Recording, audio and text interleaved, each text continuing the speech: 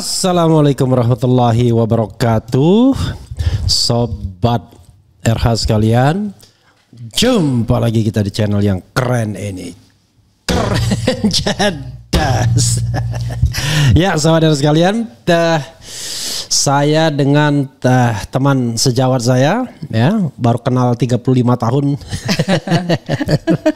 Lisa Noviani. Ayo Lis. Yeah. 37 tahun rep. Iya, 35 tahun itu biasanya orang pakai genap-genap. Oh, saya udah 20 tahun. Tidak persis-persisnya kan. Kalau persisnya kayaknya kamu pindah kelas 1 kelas 9 ya, 36 tahun ya. Kelas 1 dong. Oh, kelas 1 ya? Dari awal, dari 2 minggu sempat di sekolah lama, langsung pindah ke SMA. Oh, ke sekolah lama di mana? Di dusun? SMA Negeri Tanjung Rajo. Luar biasa nih, orang dusun tapi pinter ini ya. Waktu SMA-nya pinteran dia daripada saya. Pernah sekelas ya, ketahuannya era. Ya, silakan Lis, ada apa hari ini Lis? Hari ini kita mau membahas apa hal-hal blunder atau paling kontroversial dari ijazah Jokowi. Ini karena ada 2 berita yang memicu ini bongkar files untuk melakukan studi lagi. Yang pertama adalah keputusan Bareskrim Polri yang untuk menghentikan kasus ijazah Jokowi. Mereka menganggap hal ini benar karena alasan utamanya adalah karena data-data yang ditampilkan oleh para Dumas itu adalah data sekunder. Nah, sebenarnya ini segera bisa dibantah. Data sekunder itu kalau kita peneliti memang mengelompokkan data sekunder itu adalah data yang bukan dari aslinya, bukan dari sumber benarnya. Karena sumber benarnya itu sebenarnya ijazah asli Jokowi kan. Jadi nggak mungkin ada primer. Data primer ada. Walaupun nanti saya kasih tahu tambah perspektif apa yang dimaksud dengan alat bukti itu ya. Oke, silakan. Dari sisi hukum ya. Kalau dari sisi peneliti ya data sekunder ya benar karena memang primernya nggak pernah ditunjukkan, nggak pernah dihadirkan. Jadi itu sebenarnya kesalahan bukan dari tim yang melakukan pengaduan. Satu.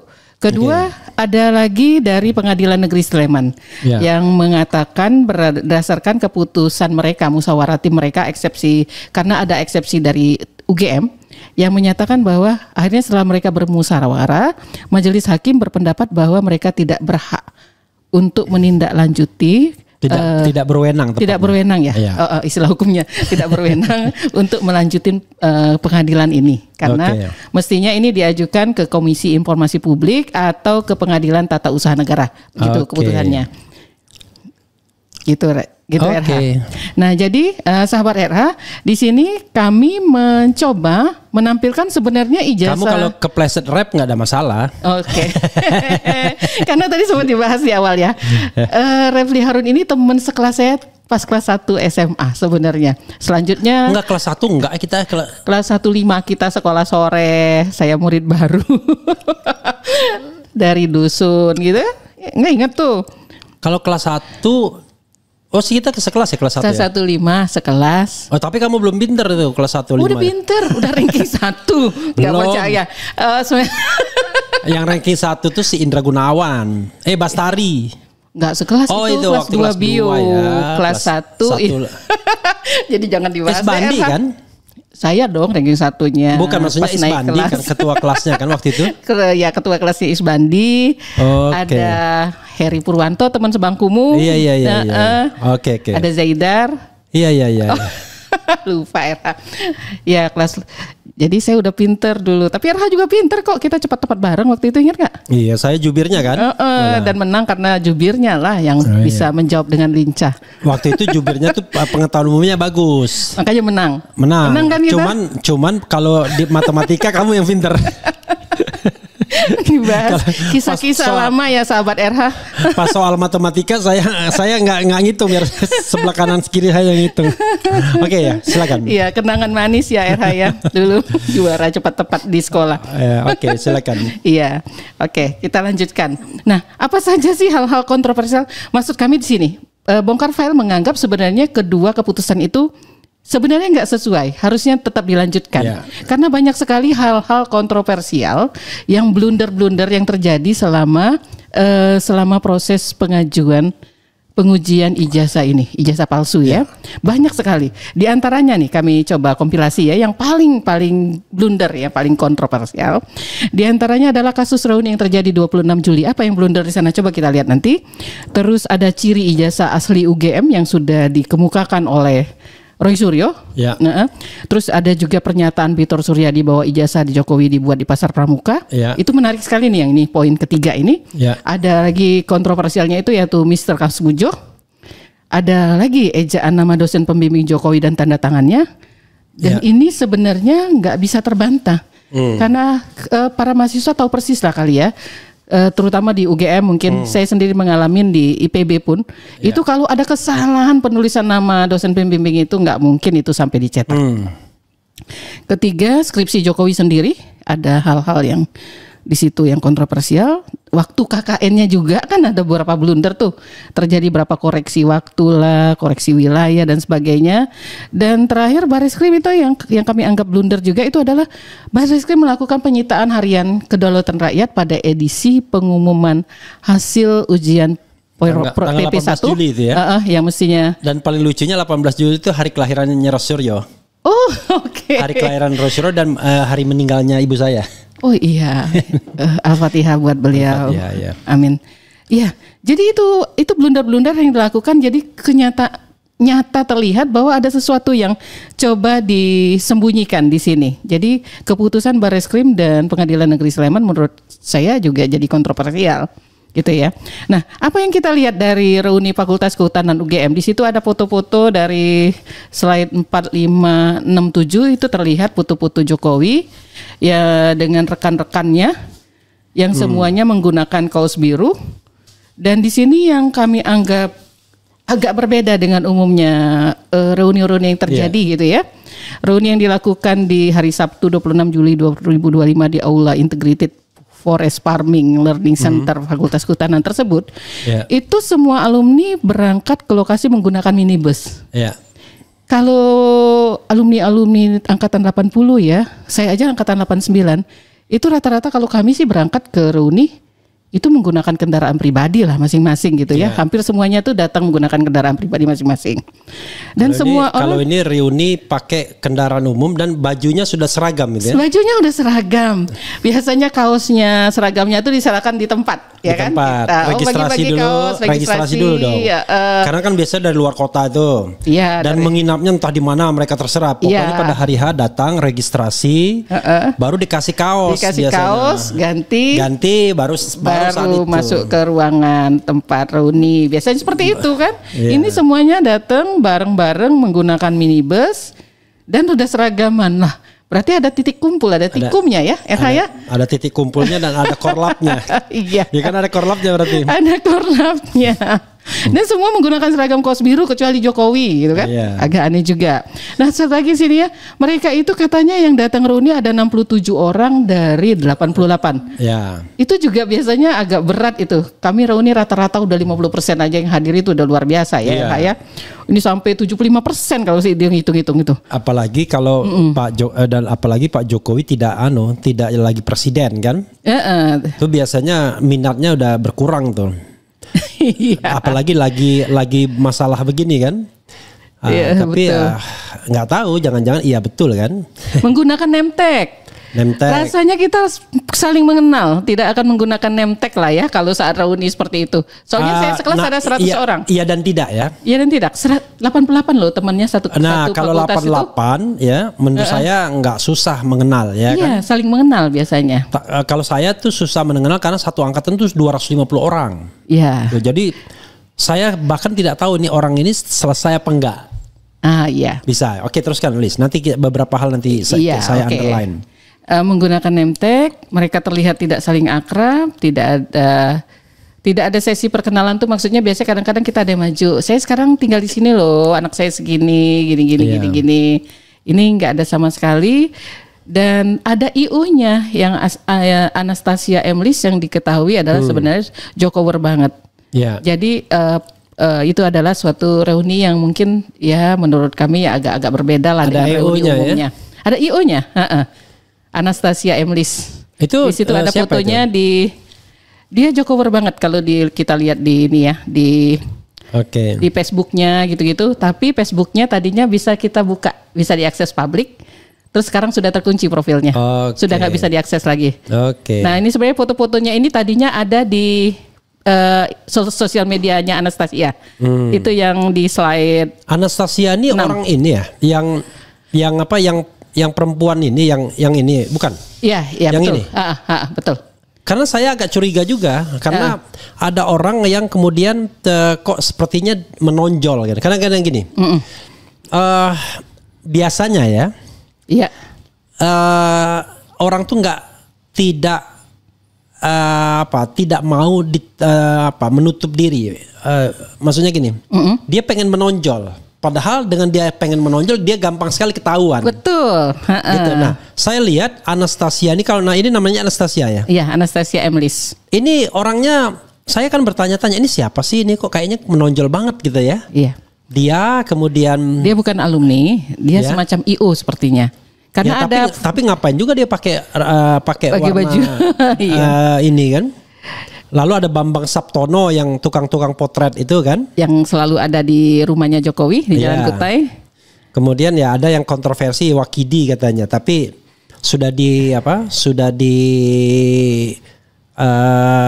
klarifikasi Dian Sandi, tapi kita tidak tahu klarifikasinya apakah klarifikasi dia bukan calo terminal sekedar atau klarifikasi bahwa dia betul-betul alumni Fakultas Kehutanan. Itu kan belum jelas juga kan. Kalau Bambang Saptono, kalau menurut Dr. Taufik kan beliau pernah melakukan jual beli tanah dengan Bambang Saptono. Dan Dr. Taufik taunya itu bukan alumni UGM. Bisa jadi. Karena Dr. Taufik kenal langsung. Kalau di slide 7 itu terlihat itu ada briefing dari Anastasia Emlis ke peserta reuni. Itu ada foto-foto dan ini foto-foto ini ada di sosmednya Anastasia. Yang tadinya kita bisa buka bebas, tapi sekarang udah nggak bisa, sudah dikunci profilnya. Jadi mereka itu rupanya tetap ingin cari poin dari Pak Jokowi ya. Maksudnya barangkali untuk tagihan. Iya, betul. Untuk ini loh sudah. Ketika dia muncul, ya kan, ketahuan ini siapa sih orang ini, kok dia menonjol banget. Karena Anastasia ini tidak terlihat sebagai orang yang sudah berumur 63-64 tahun. Belum, jangan-jangan belum 50. Under 50. Masa sih? Nggak tahu juga sih. Ya, tapi rasanya terlihat awet muda ya. Iya, 63-64 rasanya kok enggak ya. Kayaknya belum ya, tapi ya walau alam. Iya. Iya, oke. Tapi ini realitanya sebenarnya menurut saya memang reuni itu tidak memastikan bahwa seseorang menamatkan pendidikan di institusi tertentu. Bisa saja dia pernah kuliah. Iya, tetapi kan ini kan sudah dibilang bahwa ini satu angkatan. Satu angkatan. Okay. Kalau satu angkatan berarti usianya ya kayak Pak Jokowi, more or less kan, nggak mungkin. Jokowi tiba-tiba lahir 61, berarti 63, 64, 65 lah ya. Iya, sekarang 64. Ya, maka 63, 64, 65 kan? Iya. Usianya more or less lah. Kalau bisa sampai usianya masih 60 tahun itu jauh sekali dengan Pak Jokowi. Iya. Nggak mungkin lah ya. Nah, saya tahu di beberapa kampus ada kebaikan hati dari universitas untuk tetap menerima mahasiswa yang DO untuk tetap berkuliah, bukan tapi di level diploma mungkin atau sarjana muda. Karena saya tahu persis ini di IPB RH ya. Saya ada kebetulan om saya dosen di sana dan saya tahu persis ada beberapa mahasiswa DO itu dibantu sehingga terutama yang dari daerah yang sama itu dibantu beliau supaya anak tuh nggak pulang kampung tapi pindah ke diplomanya atau sarjana muda. Jadi itu di sana. Jadi bisa jadi ada seseorang yang nilainya nggak bagus tetap lanjut tapi tidak di S1. Ada peluang seperti itu. Kalau Jokowi ini ya diperkirakan dari awal memang dia tidak terima S1. Iya, ada bukti itu ya kemarin ya. Makanya kan dia kan registrasi kan sarjana muda, lalu yang 18 Juli itu disimpan korannya, itu kan menunjukkan tuh. Kalau enggak kan ya biasa-biasa aja lah. Tapi ternyata ketika dicari nggak ada lagi sudah korannya itu. Itu kan mencurigakan ya. Iya, kenapa harus disimpan itu? Iya. Iya. Tapi kita lihat juga di sini dari UGM juga ada pernyataan dari Dekan Fakultas Kehutanan Sigit Sunarta menyatakan bahwa reuni ini udah direncanakan oleh Angkatan 80 itu sejak lama. Gitu. Dan dia menyebutkan jumlah yang hadir 67 dari 88 total mahasiswa. Ya, Sigit Sunarta ini boleh juga. Kenapa? Karena dia juga yang membela Jokowi dari awal ya. Sejak 2022. Ini berapa tahun sih jabatan dekan kok belum ganti-ganti ya? 2022, udah 5 tahun ya. Jadi dia 2022 itu juga yang kemudian membeberkan ijazah kosokol asli Jokowi kan. Jadi ijazah Jokowi itu muncul dalam 4 momen. Momen pertama ketika ini nggak tahu siapa yang duluan ya. Yang jelas ketika ramai-ramai teman Jokowi menunjukkan ijazah, lalu ada big screen di belakang. Oh, yang di Ambarukmo. Nah itu ada foto ijazah Jokowi. Yang pokoknya yang kacamata semua itu sama. Kemudian Sigit Sunarta menunjukkan juga di sebuah acara. Di sebuah acara, nggak tahu di acara di mana ya. Pokoknya sepertinya press conference ya. Karena cuma di rumah doang itu. Kayaknya dia dikejar wartawan. Menunjukkan ijazahnya atau layar aja? Enggak, menunjukkan ijazahnya. Menunjukkan ijazah. Apa ya? Fotokopian atau apa? Pokoknya dia yang menunjukkan ini ijazahnya katanya. Atau apa nggak ngerti itu. Ya, bukan yang asli atau apa ya. Pokoknya dia menunjukkan ijazahnya. Nah, lalu fotokopian atau apa? Nanti kita cek lagi ya. Nah, yang ketiga Dian Sandi. Yang keempat Bareskrim Mabespori Dirtipidum.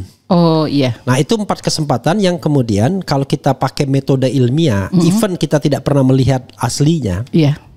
Maka kan sebuah keterangan tuh kalau dia konsisten, sebuah fakta itu konsisten, ya maka itulah. Iya, betul. Kan konsisten tuh. Kacamata. Dan tidak dibantah. Bahkan diakui oleh Sigit Sunarta, oleh teman-temannya. Maka kesimpulan kita, ya ijazah Jokowi itu yang itu. Iya. Yang diuji oleh Roy Suryo, Rismon, yang ditampilkan dalam reuni Ambarukmo oleh Sigit Sunarta, oleh Dian Sandi dan oleh Bareskrim Mabespori. Iya. Dan ijazah itulah yang kemudian diuji oleh Roy Suryo dan kawan-kawan. Iya. Dengan hasil fake gitu. Oke. Jadi kalau kita bicara tentang sebuah metode ilmiah, walaupun itu bukan data primer tapi data sekunder, cuma kan kita bisa ada disclaimer bahwa data sekunder ini identik dengan data primernya. Iya. Maksudnya karena tidak ada bantahan. Iya. Jadi dia sama dengan data primernya. Kecuali ada bantahan bahwa itu bukan ijazah Jokowi. Itu baru. Betul. Oke. Iya. Silakan terus Liz. Ya. Kedua kan ini adalah pernyataan baru, relatif baru lah ya dari Roy Suryo karena dia menerima 5 bundel dokumen asli dari alumni UGM, ada yang dari Fakultas Kehutanan dan ada yang dari fakultas yang lain. Itu pada semuanya lulus tahun 85. Ada 5 ciri pada ijazah asli UGM, makanya mungkin nggak akan sulit untuk dipalsukan. Ada watermark pada kertas ijazahnya, pada seluruh bagian, kata Roy Suryo ya. Terus memiliki benang pengaman pada kertas. Ya ijazah luar biasa dari perguruan tinggi terbaik di Indonesia, pastilah ada banyak pengamannya. Juga ada logo UGM yang menggunakan teknik emboss. Dan di tengah ada logo dengan tinta tertentu yang terkadang tembus sampai ke belakang kertas ijazah. Dan ada meterai dengan nilai tertentu. Nah, tentang meterai ini secara tidak langsung sebenarnya Roy Suryo menyatakan sepertinya nilai meterainya berbeda dengan yang ada di ijazah yang itu ditampilkan. Meterainya berapa itu? 100. Kalau di Jokowi 500 atau 1000? Yang di Jokowi 100, tapi yang aslinya itu yang Roy Suryo itu tidak menyebutkan, masih ditutup sama dia. Kesan yang ditangkap adalah nilai meterai yang ada di ijazah lulusan tahun 85 itu berbeda. Nilai meterainya itu yang ditangkap ya. Itu yang dinyatakan oleh Roy Suryo. Sebenarnya dari sini Bareskrim sangat mungkin gitu loh untuk memastikan ijazah yang katanya sudah pernah dipegang oleh mereka itu asli atau palsu. Udah clear di sini ya. Walaupun mungkin ada yang kalau di sini mau tampilkan syarat-syarat ijazah asli mungkin secara umum aja, legalitas, nomor seri, kualitas cetakan, tanda tangan, cap resmi dan asal institusi. Ini kita lewatkan dulu. Gini. Mengenai 5 tanda tadi. Coba satu apa? Sebentar. 5 tanda itu. Ada sebentar maaf. Tadi mundur jadinya. 5 tanda. Watermark. Ada watermark pada kertas ijazah. Jadi di Dian Sandi itu nggak kelihatan tuh UGM-nya kan ada watermarknya tuh UGM. Nah iya, kan itu polos saja tuh kertasnya. Iya itu kelihatan polos saja, itu kelihatannya nggak kelihatan. Nah kok kelihatannya nggak kelihatan? Ya memang nggak kelihatan. Tidak terlihat. Jadi gini, ijazah Jokowi ini kan tahun 85 tapi akhir. Sementara ijazah yang dikumpulkan Roy Suryo ini 85 tapi awal. Kan harusnya akhir makin canggih dong. Makin kuat pengamannya. Iya, masa makin tidak kuat? Iya. Kelihatannya Roy Suryo agak kesulitan menemukan yang seangkatan. Karena kelihatannya sudah ada operasi underground movement untuk mengamankan semua ijazah yang angkatan itu. Sudah dihubungin, I don't know exactly. Mungkin ya kita curigation ya kan. Gitu. Nah, jadi karena itu menurut saya 5 pengaman itu mulai dari watermark, apalagi benang pengaman, teknik emboss, di tengah ada logo dengan tinta tertentu, yang terkadang tembus sampai ke belakang kertas ijazah, ya, dan ada meterai dengan nilai tertentu. Nah, 5 pengaman ini yang menurut saya tidak boleh berkurang harusnya. Kalau nambah boleh. Iya. Kalau berkurang kok masa kualitas pengamannya tambah turun setelah ada wisuda akhir tahun kan? Iya. Nah, itu yang merupakan, kalau dalam hukum itu namanya petunjuk. Oke, saya ulangi yang tadi. Pengaman malah. Bukan. Hah? Ini pengaman malah. Untuk mengamankan bahwa ini ijazah asli. Dalam hukum itu petunjuk bahwa ijazah Jokowi itu jangan-jangan tidak asli karena kok pengamannya bukan tambah kuat tapi tambah rendah. Oh iya. Nah, iya. Jadi kalau yang tadi yang data primer dan data sekunder tadi ya, Lis ya. Kalau dari sisi hukum? Karena dia bilang data primer tidak bisa dijadikan alat bukti. Ini menurut saya sontoloyo jadinya. Kenapa? Karena kalau yang namanya alat bukti itu menurut KUHP, Kitab Undang-Undang Hukum Acara Pidana pasal 184 itu satu, keterangan ahli. Oh iya, itu pada ahli. Keterangan saksi. Iya. Surat petunjuk, keterangan terdakwa ketika di pengadilan. Nah, sekarang tambahan sesuai dengan kemajuan teknologi karena 81 kan belum ada internet. Dokumen elektronik. Atau informasi elektronik. Jadi 6. Sekarang yang dia katakan bukan data sekunder, bukan data primer itu yang mana? Saya berprasangka dia itu hanya terpaku pada apa yang diteliti Roy Suryo. Di mana Roy Suryo mendasarkan kepada bukan dokumen analognya, kan begitu? Padahal bukan hard copy maksudnya kan? Iya, bukan analog tuh yang asli. Iya. Kan analog sama digital kan? Jadi bukan dokumen analognya. Padahal itu kan baru satu pembuktian saja. Kan alat bukti lainnya kan bisa petunjuk. Apa yang bisa jadi petunjuk? Kasmujo. Iya, banyak sekali sebenarnya. Pasar Pramuka. Oh iya. Ya kan? Kemudian keterangan ahli misalnya Roy Suryo.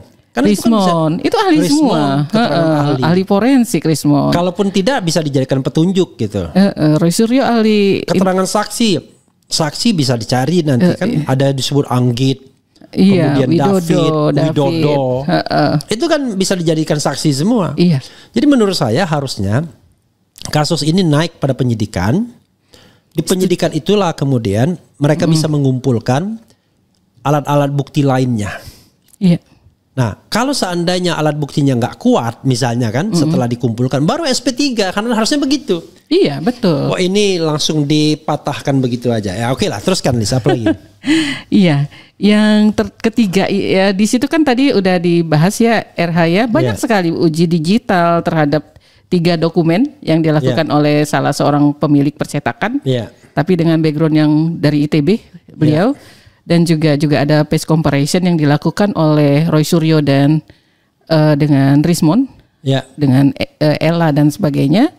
Nah, yang ketiga ini yang paling kemarin itu sangat viral, itu adalah pernyataan Bitor Suryadi bahwa ijazah Jokowi dibuat di Pasar Pramuka. Nah, ini Ini sangat viral dan sangat mencengangkan. Ya. Nah, anehnya kenapa Bitor kalau misalnya membawa berita bohong, kok dia malah nggak pernah jadi tersangka? Nah, jangan bilang jadi tersangka. Oh maafin, apa maksudnya? Kita kok mudah sekali. Maksud saya, kalau memang Bitor itu tidak benar, ya kan? Ya harusnya kan begini. Kalau saya kan bukan begitu. Oke. Kenapa keterangan Bitor itu diabaikan oleh Bareskrim, oleh polisi? Kan dia kan bisa dipanggil sebagai saksi untuk menunjukkan bahwa ada perkembangan seperti ini kan, perkembangan informasi gitu loh. Iya. Gitu. Maksudnya dengan yang lain, ada 12 orang lain yang mungkin tidak sefenomenal ini kata-katanya gitu kan. Tapi malah mau dikenakan sanksi hukum gitu RH. Ini kan sangat fenomenal dan sebenarnya sangat menonjok sekali. Walaupun tetapi maksud saya paham. Tetapi maksud saya kita jangan berpikir bahwa kalau 12 kena, Bitor kena juga. Iya. Karena yang benar itu adalah bahwa semuanya tidak boleh kena. Betul. Iya, setuju kok RH. Pastinya saya setuju itu. Iya, karena ini adalah sebuah cara kita untuk mencari kebenaran kan. Iya. Dan bagian dari hak asasi manusia sebagai hak untuk mendapatkan informasi, the right to information. Iya. Nah, sebenarnya apa yang dilakukan oleh Bitor harus dimaknai sebagai sebuah petunjuk. Iya, betul. Setuju. Harusnya dia dengan adanya petunjuk atau informasi seperti itu, maka harusnya dia dipanggil oleh pihak Bareskrim untuk dimintai keterangannya. Iya. Karena Bitor itu kan jelas menyebutkan nama-namanya kan. Ada Anggit Nugroho, ada Widodo katanya, ada David, ada macam-macam gitu. Nah, orang-orang itu kan sebenarnya bisa dipanggil untuk dimintai keterangan sebagai saksi. Apalagi Bitor juga tidak menyembunyikan diri kan, selalu hadir kalau dipanggil, diundang media selalu datang gitu. Jadi kenapa dia tidak dimintai keterangan? Kan aneh rasanya.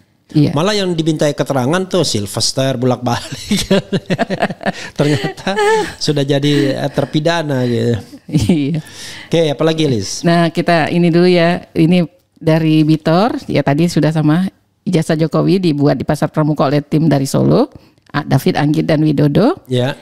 Terus belakangan ada nama lain tuh. Ikan dia bilang David, Anggit, Widodo, kemudian ada Sigit Widiawan, kemudian ada Denny Iskandar dari Denny PDIP. Iskandar atau Denny ya, bilang Denny Iskandar.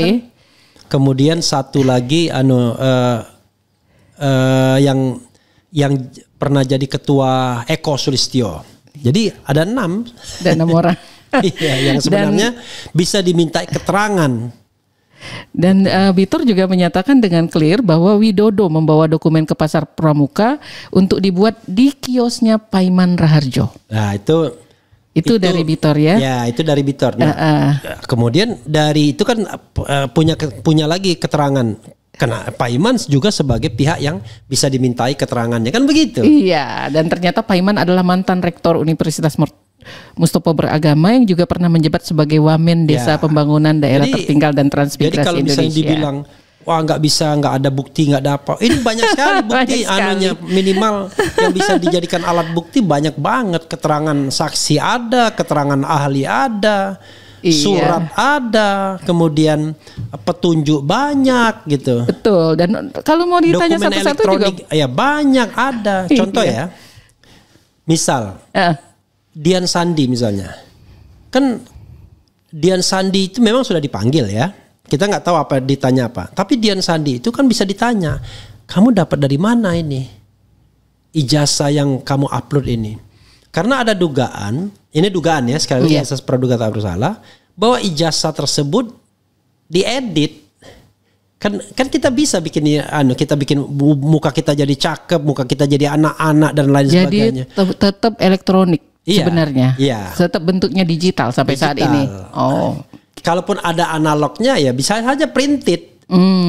Jadi awalnya digital, lalu kemudian di print. Kan begitu metodenya. Bukan awalnya blanko, ya kan? Kalau masa-masa itu berarti pakai Adobe Reader gitu kan? Ya pokoknya ngeditnya gitu. Ya pokoknya intinya. masih pakai itu. Itu yang kemudian di Roy Suryo yang kemudian dia ELA ya kan? Jadi error level analysis. Dengan ELA dia kemudian melihat begitu di ELA kacau. Iya. Karena terlihat semua ya. Bahwa ini editan proses semua. editing itu. Ya. Lalu dia bandingkan dengan ijazah dia yang tidak ada editnya. Jadi ketika dihitamkan itu kelihatan tuh masih logonya jelas, ininya gila. Jadi ELA itu untuk melihat apakah ada editan atau enggak. Nah itu yang sebenarnya kan metode-metode yang kalau memang enggak benar ya silahkan dibantah. Ini kan nggak ada pembantahnya. Yang ada adalah wah nggak sah itu karena dokumen analog kok jadi di digital. Itu ngawur kata Sylvester gitu. Yang tidak ngawurnya nggak ada. Pokoknya bilang ngawur aja ya, nggak ngawurnya nggak ada. Gimana kita? Sylvester kata harus apa tuh? Kata Didu mau diplester gitu kan. Tapi belum ya. Oke, silakan. Kita lanjutkan di slide yang ke-19 itu kita coba menggali siapa sih Pak Iman Raharjo ini. Ternyata sangat menarik RH. Pak Iman Raharjo ini sangat menarik. Saya sih sebenarnya Lis ya sebelumnya saya disclaimer dulu saya mau undang Pak Iman. Iya. Dia udah bersedia datang ya. Jadi hak dia untuk cover both side. Ya, tetapi nggak tahu kapan dia datang. Coba kita iseng-iseng silakan terus saya iseng-iseng.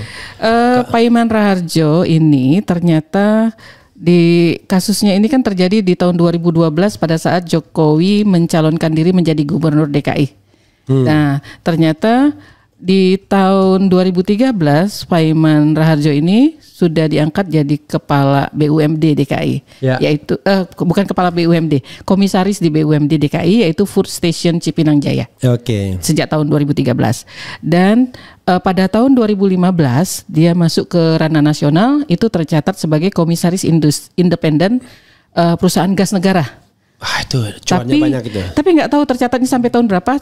Kami coba browsing belum ketemu. Gara-gara Lisa dan gara-gara kita ngomong-ngomong dulu akhirnya tantimnya dihapuskan. Iya, saya tahu itu kayaknya. Saya baru mau bilang ke RH kita bahas terus tuh tantiam hilang. Begitu saya konfirmasi ke saya Didu senang sekali dia. Oh ya itu benar. Oke, silakan. Oke. Terus ternyata hingga 2025 sampai bulan Juni tadi, Pak Iman Raharjo ini merupakan komisaris yang lebih tinggi lagi nih grade-nya. Pertamina Hulu Energi. Ya, itu Pertamina Hulu Energi itu konon kata siapa itu 80% pendapatan Pertamina itu dari Pertamina Hulu Energi. Makanya komisarisnya juga Denny JA sekarang. Per bulan itu sekitar 8 sampai 9 M. Jadi mirip-mirip sama Pertamina Corporate. Makanya Denny JA langsung protes dia. Denny JA begitu tantim dihapuskan per tahun buku 2025 kan. Karena dia baru menggantikan Pak Iman CS ini Kodari gitu. Tapi kita dukung ya. Kita dukung Prabowo Subianto untuk dua hal. Hidup RH. Salah. Yaitu menghapuskan tantiem dan kemudian memberikan abolisi kepada Tom Lembong gitu. Iya, betul. Oke, silakan. Oke. Jadi ini tidak tercatat komisaris independen PGN ini sampai kapan, tapi kita asumsikan selama 5 tahun itu 2015 sampai 2020. Iya. Berarti di 2021 sampai 2025, Pak Iman ini sudah menjabat sebagai komisaris di Pertamina Hulu Energi. Iya. Jadi selama 10 tahun itu full jadi komisaris. Iya. Nah, tapi di tahun 2023 dia menjabat rangkap sebagai wakil menteri PDDTT, Daerah Tertinggal dan Transmigrasi selama 2 tahun. Jadi sejak berganti pemerintahan 2025 apa 2024 kali ya. Berganti pemerintahan dia menjadi tidak menjadi menteri lagi. Itu maaf wamennya dari 2023 sampai 2024. Dan menjadi rektor Universitas Mustopo Beragama itu tahun 2022 sampai 2025. Jadi baru diganti Juni 2025 ini. Sebenarnya kalau di pengangkatan mestinya Pak Iman ini jadi dari tahun 2022 sampai 2027.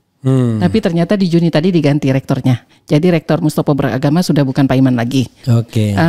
Yang menarik Pak Iman ini pernah upload mungkin di Instagramnya ya. Saya belum cek di mana. Dia bilang wah dia dengan bangga mengatakan saya cuma mengajukan profesor itu cuma butuh waktu 2,5 bulan nih. Sudah jadi profesor. Sementara rata-rata dosen itu nggak gampang untuk jadi profesor. Ada yang ngajuin 5 tahun, sekian tahun. Dia 2,5 bulan aja sudah bisa jadi profesor. Tapi memang ya, kalau kita lihat profesor itu, kita lihat di Indonesia ini ada yang profesor itu ada dari 3 jurusan. Iya. Satu profesor yang resmi, profesor dikti.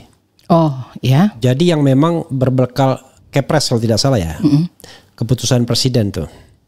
Keputusan presiden, keputusan menteri itu ya, profesor. Menteri mesti, dikti. Ya tapi Kepresnya keputusannya keputusan siapa gitu? Keputusan menteri atau keputusan presiden? Nanti kita lihat ya. Oh, oke. Nah, yang kedua adalah profesor pemberian dari universitas. Honoris causa? Bukan honoris causa. Bukan. Profesor Betulan. Dianggap, tapi cuma pemberian universitas, itu meniru gaya-gaya di luar negeri, Amerika apa-apa. Konon Otto Hasibuan tuh ya itu profesor pemberian universitas saja, bukan profesor dikti. Yang ngasih itu kalau nggak salah Pelita Harapan, sama dengan yang lawyernya Jokowi, si Firman. Itu Firman, juga dari Universitas Islam Sultan Agung. Padahal dia bukan pengajar di tempat itu. Dan bahkan pengalamannya sebagai, kan dia tamat S1 2015, dapat profesor 2024. 9 tahun ya? 9 tahun aja. Luar biasa. 9 tahun saja berkarir di dunia hukum. Ya kalau kaya raya itu kan soal lain ya. Dia menantunya Otto Hasibuan. Tapi maksud saya, aduh lama-lama negeri kita ini parah banget gitu ya. Nah itu yang jadi masalah. Bayangkan 9 tahun. Yang ketiga dari luar negeri. Jadi beberapa orang, kalau misalnya kita dengar Profesor Egy Sujana misalnya, itu dari Malaysia. Oh, oke. Atau misalnya Profesor Anan Buyung Nasution itu dari Australia. Memang mengajar di sana atau? Mereka semacam profesor kehormatan juga. Tapi gini, kita harus bayangkan kalau di luar negeri itu orang diberi gelar profesor itu sesuai dengan seperti pangkat akademik aja. Oh, jadi kan toko kaliber kan, Anan Buyung Nasution, Mulia gitu Lubis ya kan, diakui. Nah kerjanya mereka bisa membimbing disertasi. Oh iya. Misalnya dari Melbourne University kan, mereka membimbing disertasi, lalu sekali-sekali ke sana ceramah dan lain sebagainya begitu. Ya biasanya itu tim Lindsay yang sering sekali ngontak orang-orang Indonesia untuk dijadikan. Kalau nggak salah Jimli Asidiki juga jadi ada attachment ke Melbourne University. Tapi RH belum profesor ya? Belum, provokator saya. Propnya itu provokator.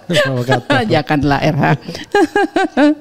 Oke, jadi sebenarnya kenapa tidak profesor? Sederhana aja, kan tidak pernah diurus. Karena untuk profesor tuh Anda harus. Padahal RH memang akademisi kan, mengajar kan sebenarnya. Ya, tetapi terakhir ini kan kira-kira setelah nge-YouTube ini 5 tahun terakhir itu udah jarang ngajar. Saya menjadi orang yang lebih kental dunia aktivismenya daripada dunia academiciannya. Oh, oke. Jadi atau academician yang aktivis, bukan yang di kampus yang muter-muter di kampus. Ya, saya tercatat sebagai dosen resmi di sebuah universitas, tapi saya tidak mau sebutkan. Karena kasihan dengan universitas itu. Kalau berarti kita punya NIDN-nya ya? Punya. Nomor dosen nasional. Punya. Dan kalau saya sebutkan universitasnya itu kasihan karena gini. Gak pernah hadir atau? Bukan. Gimana? Kita ini kan oposisi. Oh, oke, ngerti. Gitu. Kecuali kalau kita bagian dari pemerintahan, wah itu senang semua orang kan. Iya. Tapi kalau kita begitu oposisi, adalah kita tahu diri lah. Kita nggak usah sebutkan jati diri kita. Ketimbang, makanya kan saya nggak mau disebutkan dari kampus mana kan. Iya, betul. If you want invite me, saya Refli Harun, not a lecturer from a certain university kan. Yes. Jadi nggak itu aja. Oke, silakan. Oke, yang menarik juga ada yang mencoba melihat bahwa walaupun Pak Iman Rahardjoni udah level profesor dan mengaku mengajar sejak lama gitu, indeks Scopusnya 1 saja. Oke. Jadi dia baru 2 kali kalau nggak salah mempublish hasil jurnalnya di internasional. Terus ada sekarang sebenarnya Pak Iman juga sudah mengalami tuntutan nih dari para mahasiswa di kampusnya. Karena ada perbedaan informasi pendidikan nih yang dipertanyakan. Ada 3 versi. Ada pengakuan bahwa dia S1, S2 di Mustopo beragama tadi, S3-nya di Unpad. Ada lagi yang pernyataan dia S1, S2, S3 sebenarnya di Mustopo semua. Ada lagi pernyataan dari Pak Iman dari salah satu dokumen di mana gitu ya. Tapi ini mahasiswa itu sudah mencatat dia S1 di IKIP Jakarta, sekarang namanya UNJ, S2 di Unpad dan S3 di Mustopo Beragama. Jadi histori pendidikannya tuh aneh gitu. Berbeda-beda, nggak jelas. Makanya gitu. Sebenarnya di Indonesia ini aneh. Seorang yang berpendidikan tidak konsisten kok bisa profesor gitu. Iya, tidak konsisten dan tidak jelas gitu kan. Tidak jelas keilmuannya di mana sesungguhnya. Makanya saya ingat Anies Baswedan ya, berapa kali dia cerita kok nggak di profesor aja. Maksudnya kan banyak kampus yang mau ibaratnya mau attach sama dia kan. Nggak mau dia. Kenapa? Karena tanggung jawab akademiknya kan jadi nggak ada. Pinter iya, tetapi kan kita harus membedakan antara academician sama aktivis. Kalau kita jadi aktivis ya tahu dirilah. Masa bawa profesor kemana-mana, tetapi kita sendiri nggak pernah mengadakan penelitian, tidak pernah mengajar dan lain sebagainya. Lalu gelar profesor digunakan untuk keren-kerenan sebagai lawyer misalnya. Nah itu yang nggak benar akhirnya. Jadi tidak ada karya akademiknya, tidak jelas keilmuannya. Tiba-tiba bilang profesor. Nah itu yang jadi masalah. Kalau saya kan konsisten tuh. S1-nya hukum. S2-nya hukum. S2 lagi hukum. S3 hukum. Gak pernah loncat-loncat. Kalau Anies masih tidak konsisten. Kalau nggak salah S1-nya ekonomi. Kemudian public policy. Kemudian politik. Makanya yang 2 dan 3 masih nyambung ya. Yang pertama enggak. Makanya kalau misalnya kita bicara core bisnisnya apa. Itu yang agak masalah. Kecuali makanya seorang Rizal Ramli misalnya kurang pinter apa, dia tidak profesor. Iya. Kalau akademisi cukup ketat itu bahwa kalau tidak inline itunya dia tidak bisa jadi profesor. Kecuali tadi orang-orang yang beli dari kampus, kemudian dapat penghargaan dari kampus atau dia pejabat publik, bayangkan. Iya. Jadi menteri hukum tiba-tiba profesor langsung. Ada yang S2 dulu baru S3. S3 dulu baru S2 ada gitu kan. Oke lah. Ya, ada juga S3 dulu baru S1 tapi bidang lain ya. S3-nya bidang politik tiba-tiba ngambil S1 hukum tuh ada juga. Oh gitu, oke. Oke silakan. Nah, tapi di sini kita catat juga bantahan dari Pak Iman Raharjo ya, supaya cover both side lah gitu ya. Dia bilang dia sebenarnya membuka tempat percetakan dan fotokopi di Pasar Pramuka tuh dari tahun 97 sampai 2002 saja. Karena di tahun 2023 dia sudah menjadi kaprodi di Universitas Mustopo. Jadi pada saat yang dibilang pembuatan ijazah Jokowi di Pasar Pramuka tahun 2012, Pak Iman katanya dia sudah nggak punya kios. Tapi Roy Suryo yang mendatangi langsung Pasar Pramuka mendapatkan kesaksian langsung bahwa kiosnya itu ada dari tahun 97 sampai 2017. Dan lokasi kiosnya itu walaupun mungkin sudah bukan milik Pak Iman atau diserah terimakan atau diolah orang lain, tahun 2024 kan kebakaran tuh lokasi kios di sana. Dan Pak Iman ini juga diketahui adalah pendukung Jokowi Tulen karena dia adalah ketua umum relawan sedulur Jokowi. Itu tentang Pak Iman Raharjo. Menarik sekali sebenarnya Pak Iman ini. Tapi nanti kita lihat ya. Nah, saya berusaha mengundang Pak Iman tuh untuk ngomong lebih banyak.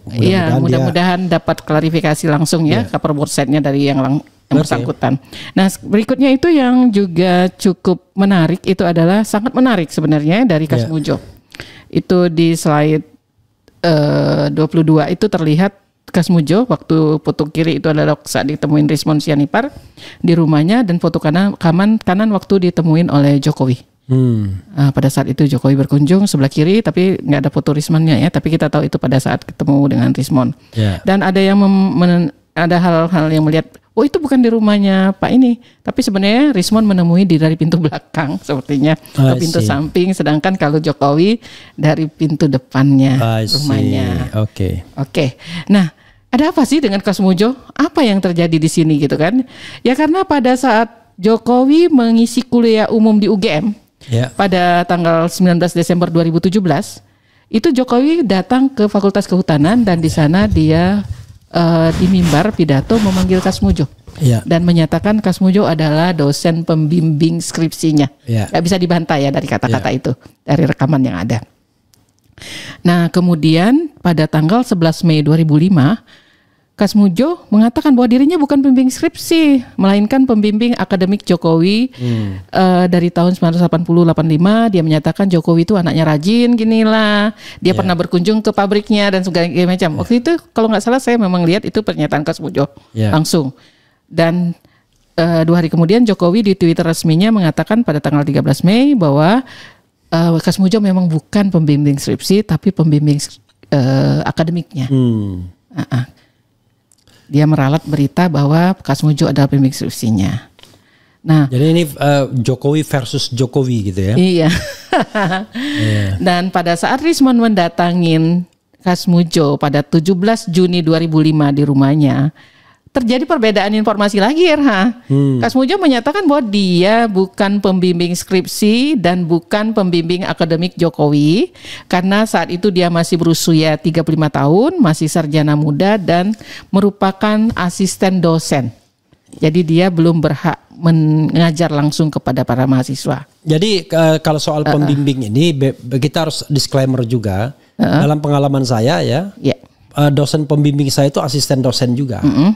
Waktu itu Sigit Rianto yang belakangan jadi profesor, kemudian jadi dekan 2 kali dan meninggal tahun lalu ya mudah-mudahan Allah Subhanahu Wa Taala menerima amal baiknya. Nah,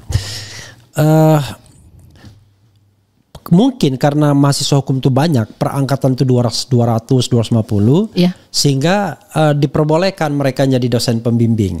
Tapi pembimbing skripsi ya tidak. Kelihatannya ya, karena saya kan bukan jurusan hukum internasional, kebetulan almarhum Sigit Rianto ini jurusan hukum internasional, saya hukum tata negara.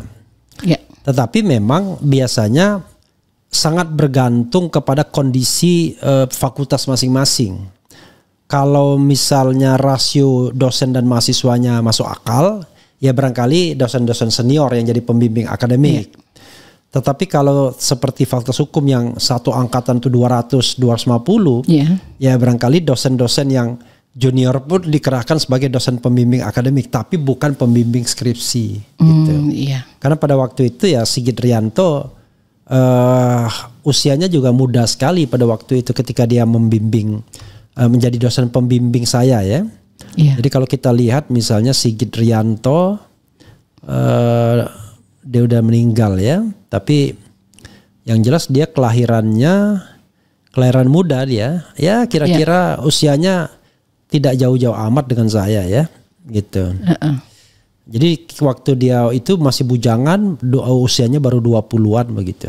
Belum 30 ya? Belum 30 pada waktu itu. Jadi ada juga, tetapi saya kira memang bergantung kondisi masing-masing. Nah, tahun 64 dia lahir. Jadi kalau misalnya 89 saya masuk, 64 baru 25 tahun dia. Oh iya. Tapi sudah jadi dosen pembimbing akademis ya. Pembimbing akademik. Oke, silakan teruskan. Ya. Di situ Kasmujo menyatakan demikian, tapi memang Kasmujo mengakui pada tahun tersebut dia masih sarjana muda. Jadi memang posisinya itu belum dosen, masih asisten dosen. Mungkin kalau kami sih dulu asisten dosen itu biasanya untuk mendampingi saat praktikum atau memberikan tambahan-tambahan, itu istilahnya responsi. Pengajaran tambahan aja, tapi bukan mata kuliah. Maksudnya bukan kuliah yang umum gitu. Ya. Umumnya ya kalau asisten dosen. Kalau Kasmujo ini usianya sebentar saya cek ya. Kalau dia bilang ini 74 kalau nggak salah. Ya, kalau dia bilang bahwa dia belum 50 tidak berhak membimbing, itu tidak berhak membimbing skripsi. Tapi kalau sebagai pembimbing akademik, saya tidak tahu bagaimana fakultas kehutanannya ya. Tapi kalau dia masih asisten dosen, belum dosen? Ya sama seperti Pak Sigit itu asisten dosen, dia jadi pembimbing juga.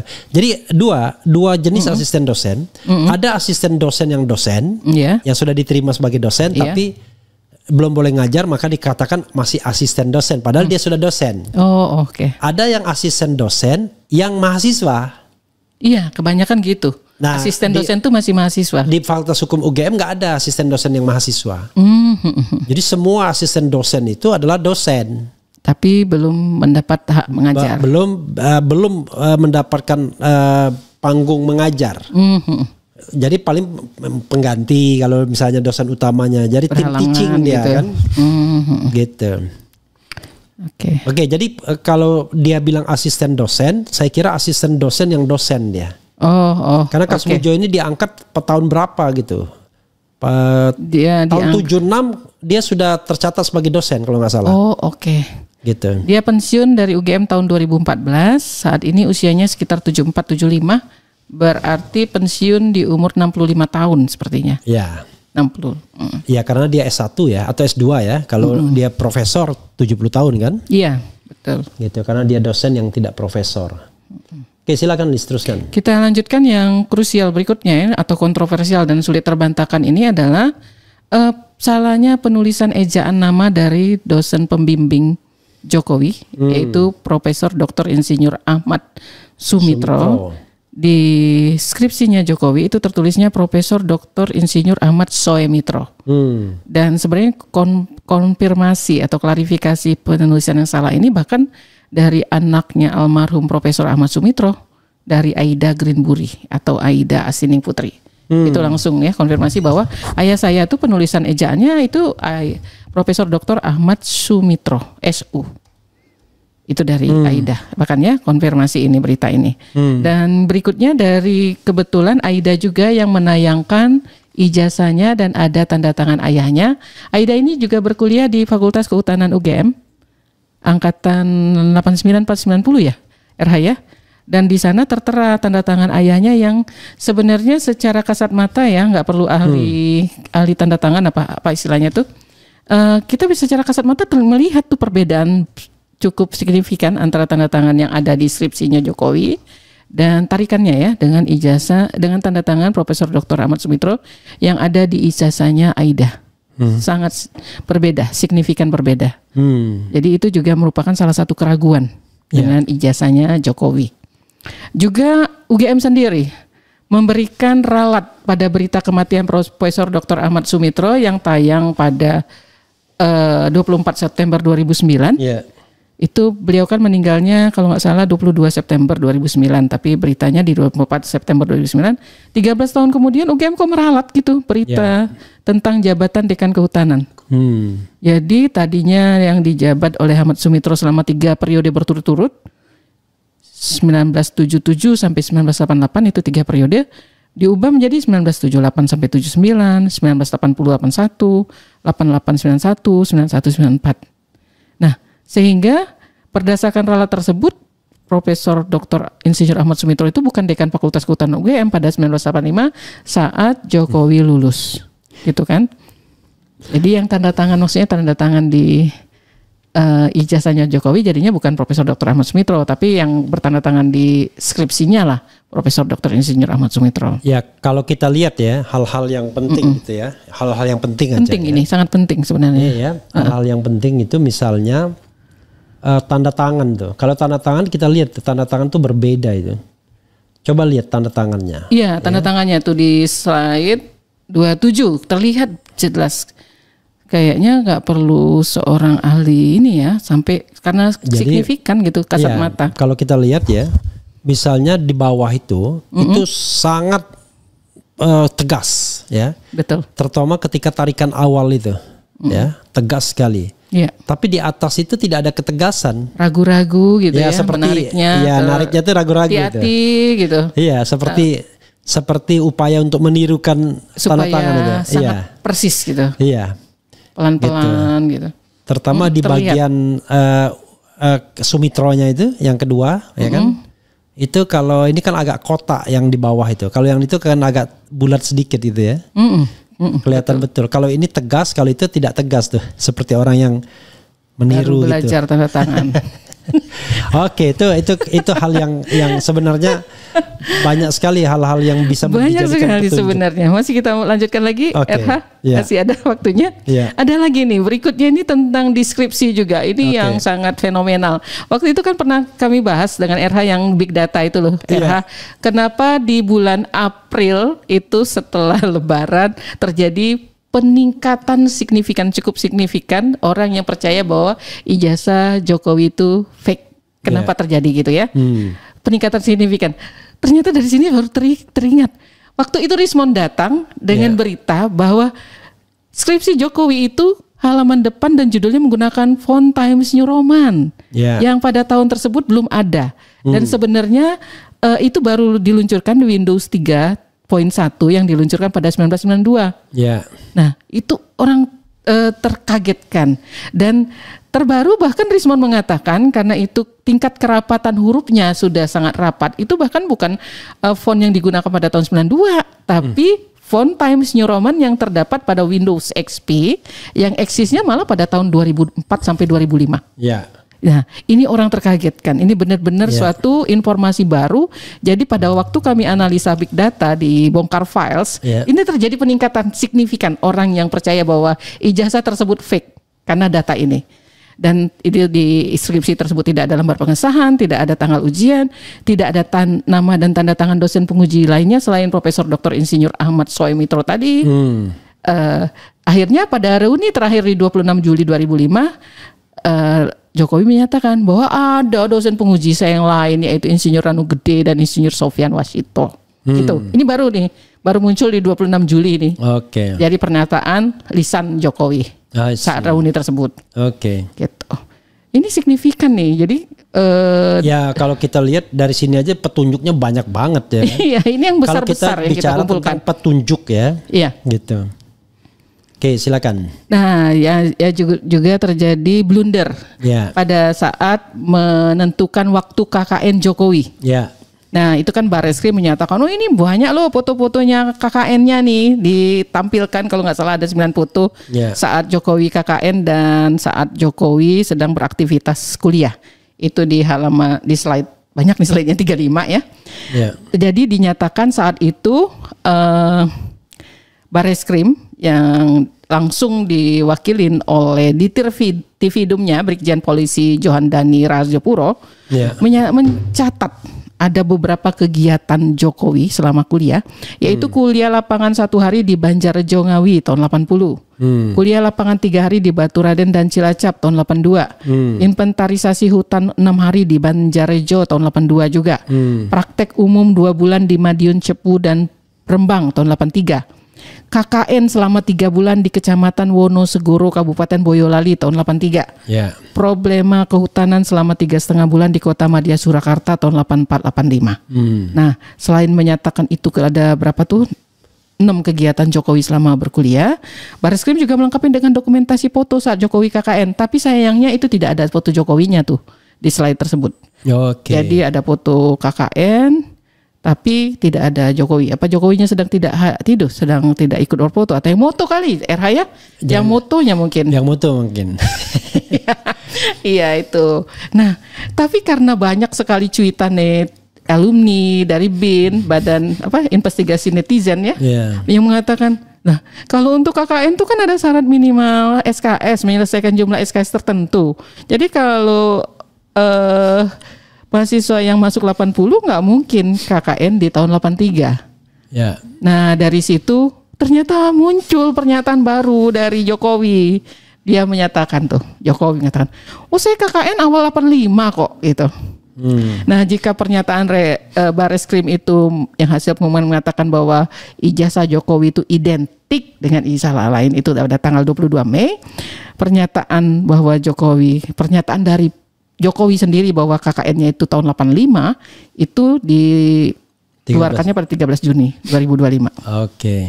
Ini kan blunder-blunder yang muncul dari Jokowi ya. Jadi perbantahan yang terjadi. Nah, yang paling ini juga yang jadi tanda tanya mengapa Barreskrim harus menyita. Nah, ini penutupnya ya, RH. Mengapa Barreskrim harus menyita Bundel Harian Kedaulatan Rakyat edisi bulan Juni, Juli, Agustus tahun 80 yang ada di Perpustakaan Daerah Istimewa Yogyakarta. Nah, di sana sebenarnya pada bundel-bundel itu katanya per 2 bulan, per 3 bulanan mestinya per 3 bulan ya. Jadi Januari, Februari, Maret 1 bundel, April, Mei, Juni 1 bundel, Juli, Agustus September mestinya. Juli Agustus September itu yang salahnya hilang.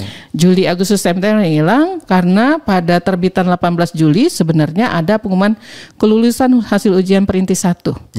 Yang termasuk yang diterima oleh UGM. Kalau digitalnya ada nama Joko Widodo, cuman kan kita pengen lihat dokumen analognya. Karena kalau digital bisa jadi diedit kan sekali lagi. Oh, ada di digital di Kedaulatan Rakyat. Iya. Di websitenya. Ya, di ini yang pernah ditampilkan oleh Bareskrim juga kalau nggak salah, bahwa harian Kedaulatan Rakyat. Nah, begitu dilihat ternyata ada tulisan yang berbeda, yang poso itu, yang puasa gitu loh. Oh iya. Nah, itu yang jadi kontroversi kan, karena dalam aksara dalam bulan Jawa itu nggak ada kata puasa, adanya pasa atau poso bacanya. Jadi pasa itu bulan puasa Ramadan. Iya. Gitu. Nah itu juga kemudian gara-gara itu Rismon berusaha menggeruduk. Ternyata keduluan. Keduluan gitu ya.